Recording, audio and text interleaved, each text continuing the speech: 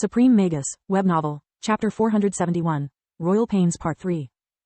Killian cast the Tier 5 Warden spell Disarray. His will overrode the commands programmed in the magical formations, twisting the energies coursing through them into chaos and turning their mana flow against itself until their structure collapsed. When he was finished, the gate's edges had already started flickering. The team managed to cross it before it disappeared, while the captain used his third eye to scan their surroundings for more traps. Lith noticed that Killian's spell was able to reveal all kinds of enchantments. Under his gaze, the equipment of his teammates glowed, even Solus, and so did the doors along the stone corridor. No more arrays in sight and Manoa is not here. Let's move before our Mad Queen sends her thralls to kill us. Journey signaled Killian to take point, following him closely. There was a wall right behind the gate's exit point, so they could only move forward. Lith immediately understood what she meant. To be able to pull the giant hologram stunt, the professor must have escaped from his captor. There was no trace of battle along the corridor and the doors were intact. Thrud Griffin knew of the incoming attack. She wouldn't waste time repairing her base. She would either run away or prepare for battle, and since her arrays were still functional, the latter was the most likely scenario. No one would be so foolish to leave behind the rare and expensive mana crystals needed to fuel them. I don't like this place, Solus thought. It's built over a mana geyser. If our enemy knows how to harness its power, there's no limit to the mana at her disposal.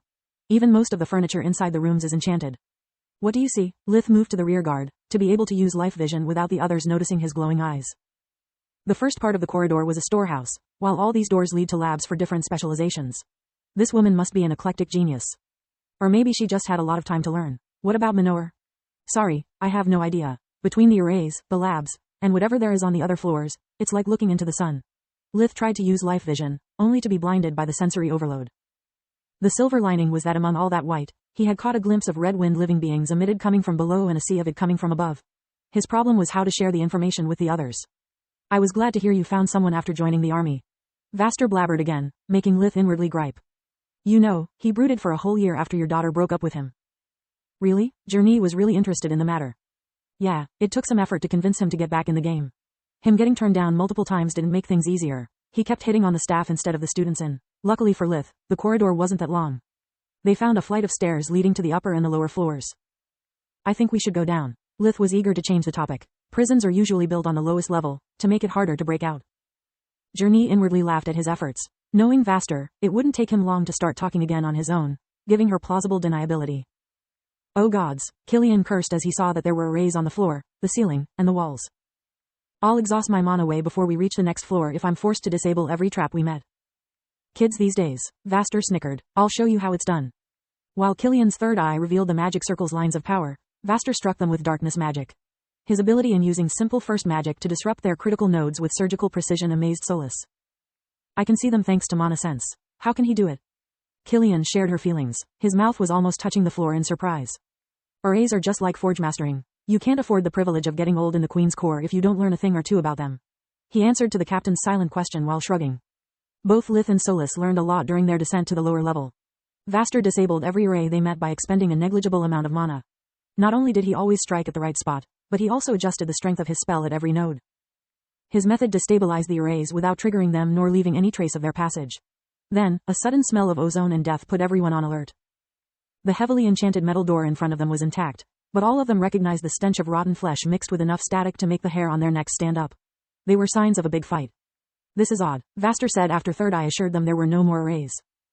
Why haven't we met any resistance? And why Manoa didn't open this door? This smells like a trap. What the heck does he mean? Lith thought. According to Solus's mana sense, the pseudo-core of that thing is quite complicated. Its aura protects even the walls. Forcing it open, even with magic, would have disastrous consequences. I could do it with invigoration, but... Stay back, Vaster said as he cast the Tier 4 Forgemaster spell Clean Slate, which generated a combined pulse of light and darkness magic. It temporarily short-circuited the imprint on the door and released its lock.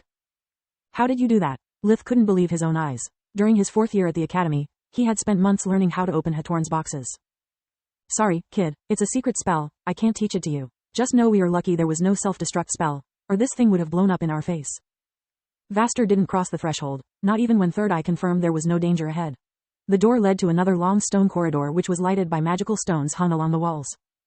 The cells on the right side had bars, allowing Lith's group to see that most of them were occupied. The people inside looked clean and well-fed, but there was no life in their eyes. They just stood with a blank stare, uncaring for the bloody mess in front of them. The cells on the left side all had solid metal doors and what reminded Lith an air conditioning system on the outside.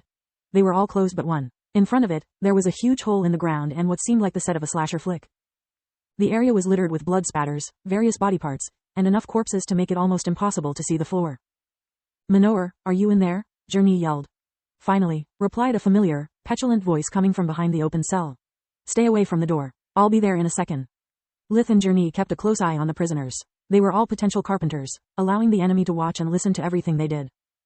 "Keep casting," Journey ordered the mages. "Something is off.